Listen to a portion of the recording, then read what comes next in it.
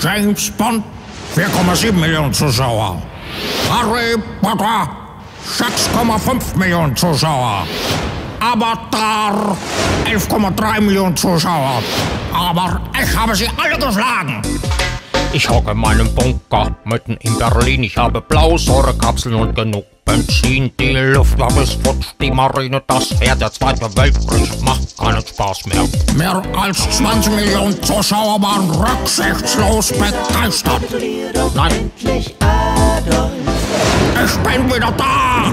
das habt ihr euch so gedacht, dass ich kapituliere.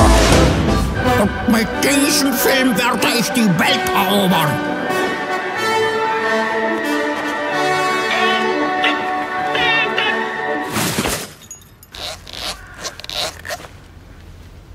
Wo ist das Mikrofon?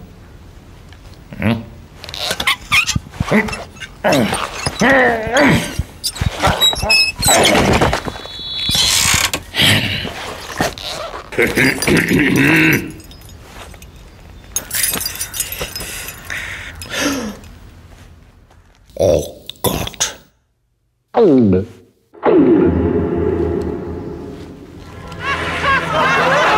Die ganze unzensierte Wahrheit findest du auf adolf-online.com.